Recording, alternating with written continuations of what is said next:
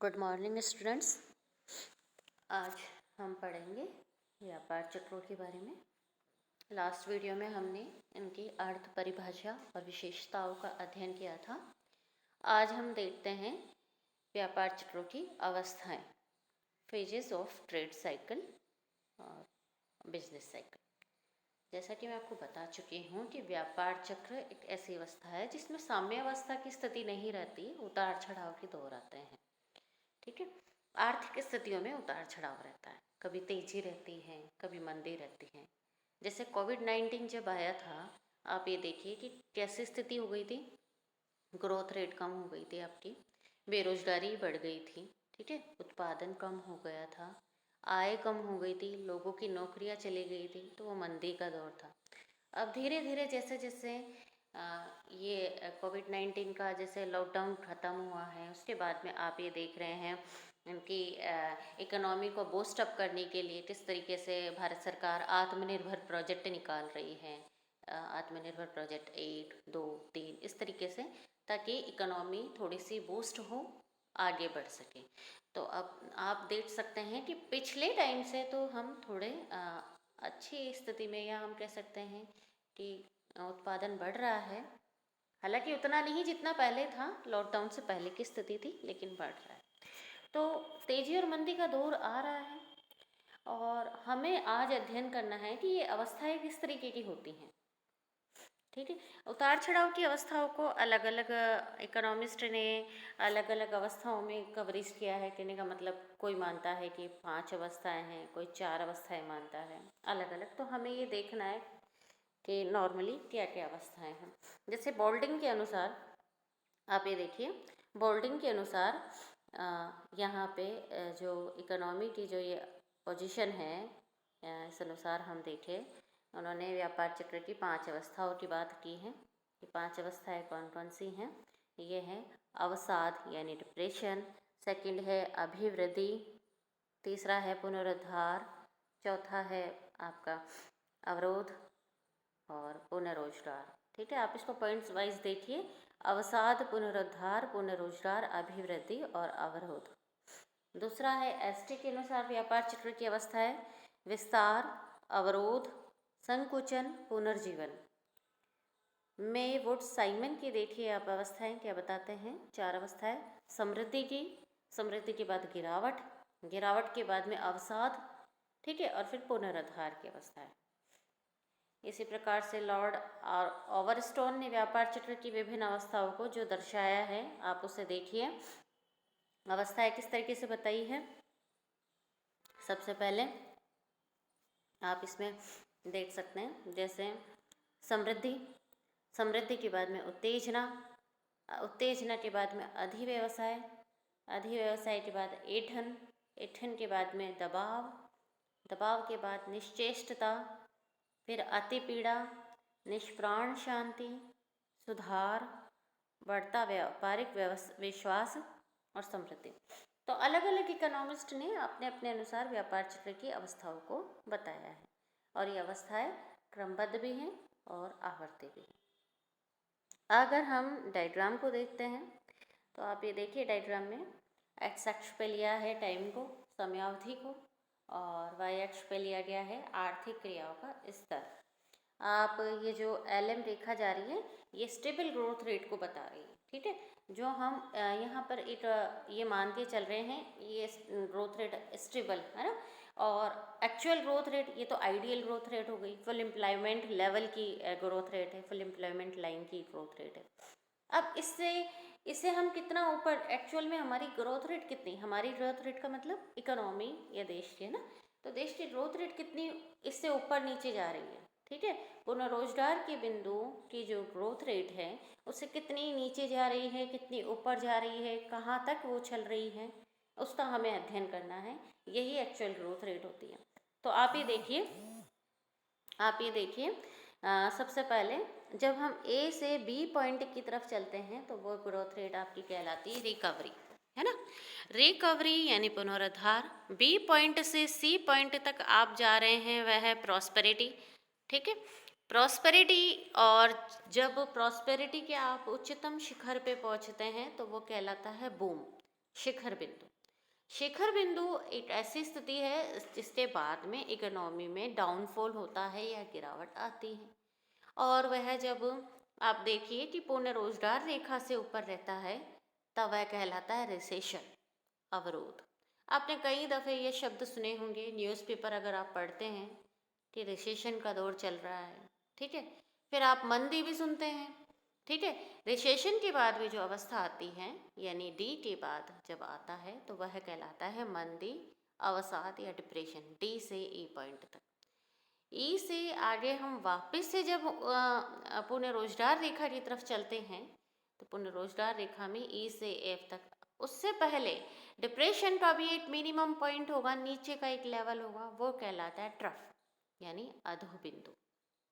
अधो बिंदु के बाद आप देखिए कि किस तरीके से करो आपकी इकोनॉमी वह रिकवर हो रही है ई से एफ तक, और एफ के बाद में पुनः रोजगार के बाद में भी अगर वह ग्रोथ आपकी बढ़ रही है इकोनॉमी की तो वह प्रॉस्पेरिटी कहलाती है, ठीक है, यानी समृद्धि। यानी आपने कुल मिलाकर हम यहाँ पर कितनी स्टेज देख रहे हैं, recovery, prosperity, boom, recession, depression, trough, ठीक है। और फिर उसके बाद में वापस से ये रिकरिंग हो रही है, यानी वापस से आवर्त हो रही है, ठीक है।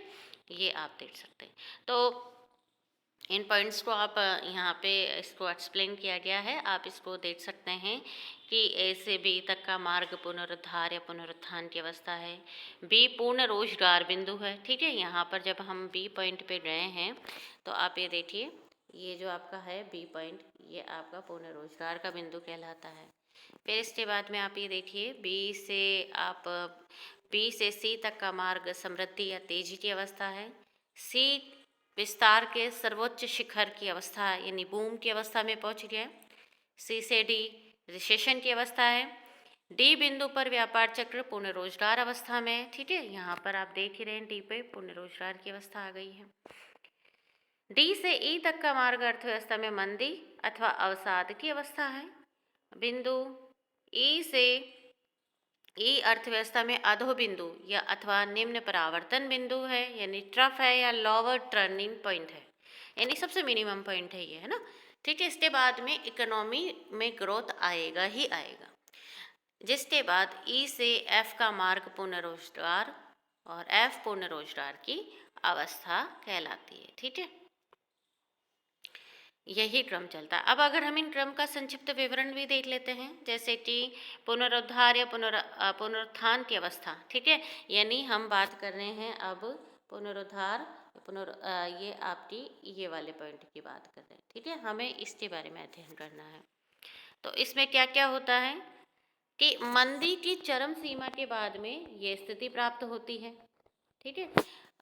माने कहने का मतलब ये है कि आप निम्नतम पॉइंट पे पहुंचने के बाद में जब आर्थिक क्रिया बिल्कुल निष्प्राण हो जाती है, कोई संकेत नहीं है कि आगे क्या स्थिति होने वाली है, तब आशा की नई किरण से अंतर्जात तथा बहिर्जात आरंभकारी शक्तियाँ अर्थव्यवस्था में पुनः जान फूंकती हैं। परिणाम स्वरूप कीमतों में वृद्धि शुरू होती है, उत्पादन बढ़ाने को प्रोत्साहन मिलता है, जिससे बेकार बैठे साधन पुनः उत्पादन प्रक्रिया में प्रवेश करने लगते हैं। बैंक भी आसान शर्तों व किस्तों में ऋण देना प्रारंभ करते हैं।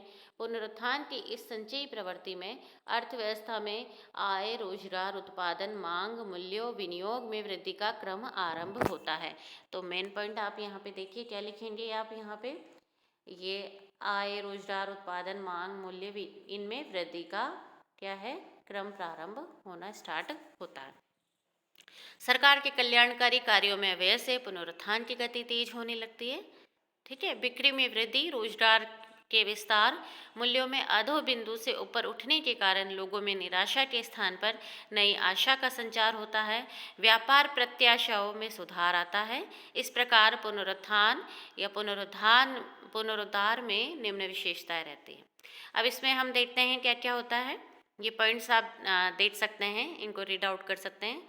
अवसाद की निष्क्रियता के बाद उत्पादन, रोजगार एवं आय स्तर में पुनः रोजगार की वृद्धि का रुख रहता है। मूल्यों, मजदूरी दरों व लाभ दरों में सुधार की प्रवृत्ति रहती है। बैंकों के ऋणों एवं विनियोगों में वृद्धि, नकद कोषों के उपयोगों में वृद्धि तथा वसूलियों में सुधार होता है।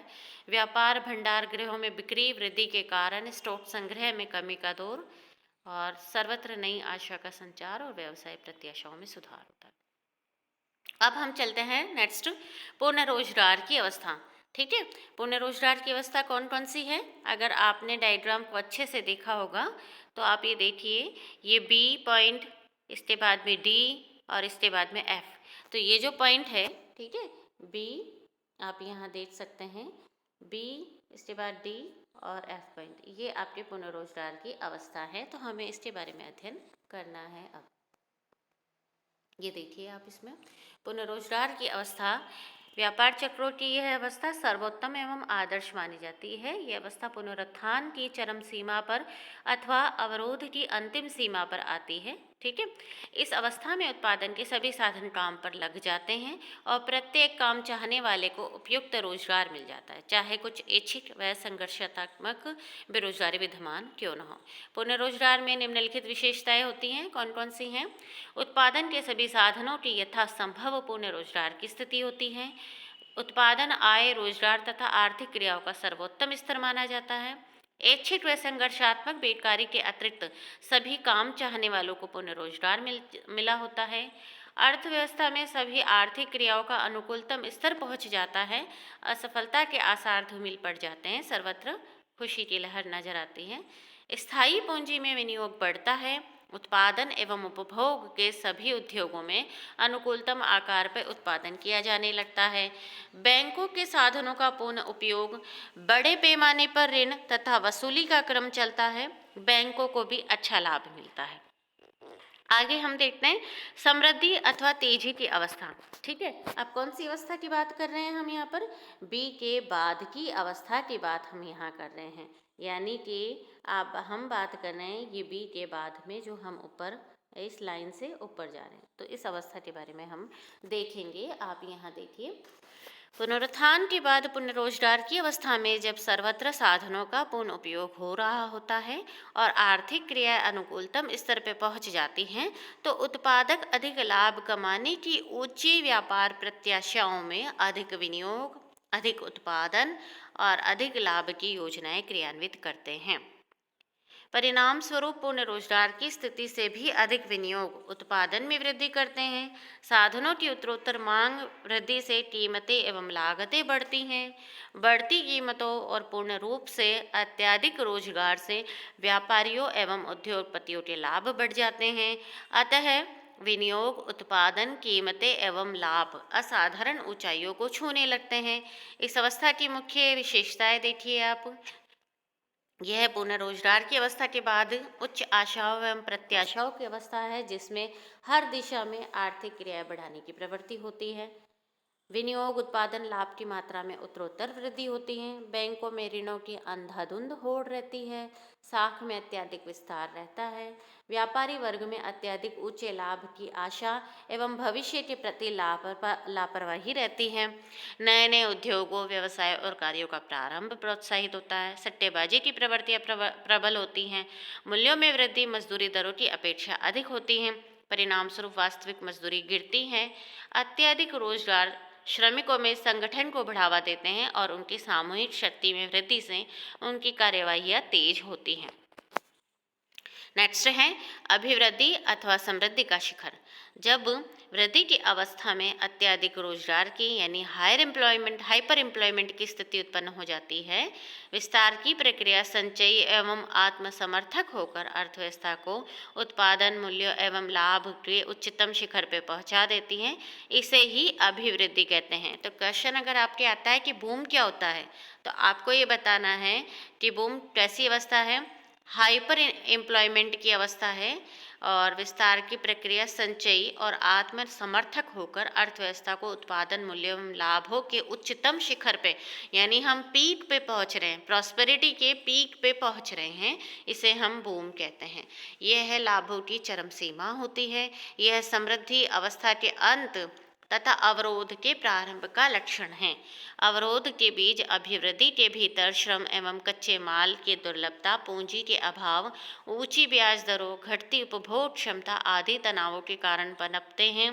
अति आशावाद एकदम निराशा का रूप ले लेता है, अतः यह समृद्धि एवं अभिवृद्धि का ऊपरी उच्चतम बिंदु है। नेक्स्ट है अवरोध की अवस्था, रिसेशन की फ्रेज की बात कर रहे हैं हम। ठीक है, इसकी मुख्य विशेषताएं क्या हैं? अर्थव्यवस्था में भविष्य के प्रति अत्यधिक आशा में निराशा का संचार होता है। निराशा की मनोवैज्ञानिक धारणा के कारण कीमतें, मजदूरी दरें एवं लागतें घटने लगती हैं। बैंक की ऊंची ब्याज दरों एवं कठोर शर्तों के कारण बैंक साख में कमी आती है। समृद्धि के उच्च शिखर की अपेक्षा आय, रोजगार, उत्पादन, विनियोग घटने लगता है। व्यवसाय में शिथिलता आती है। आपने अगर महसूस किया हो या ध्यान से देखा हो तो फरवरी के आसपास में कोविड-19 स्टार्ट हुआ था। ठीक है, तो उस समय जब वो लॉकडाउन लगा, पहला लॉकडाउन जब लगा, तब आप देखिए कि उस समय रिसेशन की स्थिति आने लग गई थी, है ना। ग्रोथ रेट कम होने लग गई थी, कीमतें, मजदूरी दरें धीरे धीरे कम होने लग गई थी, व्यवसाय में शिथिलता आ गई थी। ठीक है, तो वह अवस्था आपकी क्या कह सकते हैं, प्रॉस्पेरिटी का, अब आपका नीचे आ रही है प्रॉस्पेरिटी आपकी। फिर है पुनः पूर्ण रोजगार अवस्था। अवरोध के अंत में पुनः अर्थव्यवस्था पूर्ण रोजगार स्तर पे पहुंच जाती है, जिसकी विशेषताएं हमने देख ली हैं। आगे है मंदी या अवसाद की अवस्था, डिप्रेशन की अवस्था। जब अर्थव्यवस्था में अवरोध की प्रक्रिया पूर्ण रोजगार के नीचे की ओर बढ़ती है तो यह मंदी या अवसाद की अवस्था कही जाती है। इस अवस्था में आय, मांग, उत्पादन, रोजगार, विनियोग में भारी गिरावट आती है। अत्यधिक बेकारी फैलती है। मजदूरी दरें न्यूनतम स्तर पर गिरने लगती है। सभी प्रकार की कीमतों में भारी कमी का दौर प्रबल होता है। विक्रय घटने से उद्योगों में स्टॉक भंडार बढ़ जाते हैं। कृषकों की दशा उद्योगपतियों के मुकाबले अधिक दयनीय होती है। मंदीकाल या अवसाद की अवस्था की मुख्य विशेषताएं हैं: उद्योग, व्यापार, कृषि सभी निष्प्राण हो जाते हैं। उत्पादन, विनियोग, रोजगार, आय निम्न स्तर पर पहुंच जाते हैं। नीची कीमतें, बेकारी, भिखमरी और निराशा फैल जाती है। मजदूरी दरें, लाभांश, ब्याज दरें नीचे गिर जाती हैं। आंतरिक एवं विदेशी व्यापार में भारी कमी आती है। अनेक बैंक, बीमा कंपनियां, व्यवसाय फैल जाते हैं। सरकार पुनरुद्धार एवं राहत के कदम उठाती है। जैसा कि आपने देखा कि ये जब लॉकडाउन लगा, रिसेशन की अवस्था आई, फिर जब ये है जो ग्रोथ रेट में गिरावट की जो प्रवृत्ति है, ये 2 तिमाहियों तक लगातार जब चलती है तो वो डिप्रेशन का दौर आ जाता है। यानी पहली तिमाही, ठीक है, हम क्वार्टरली करते हैं, हर 3 महीने में हम असेस करते हैं हमारी ग्रोथ रेट को। तो पहले 3 महीने में हमारी ग्रोथ रेट कम हो गई, फिर अगले 3 महीने में ग्रोथ रेट कम हो गई, फिर तीसरे 3 महीने में अगर ग्रोथ रेट कम हो जाती है तो दूसरे या तीसरे महीने के बाद में भी अगर ग्रोथ रेट आपकी कम होती रहती है तो वह स्थिति डिप्रेशन की स्थिति हो जाती है। ठीक है, यानी रिसेशन जब 2-3 महीने तक लगातार चलता है तो वह आपकी डिप्रेशन की अवस्था आ जाती है। आज के लिए इतना ही, धन्यवाद।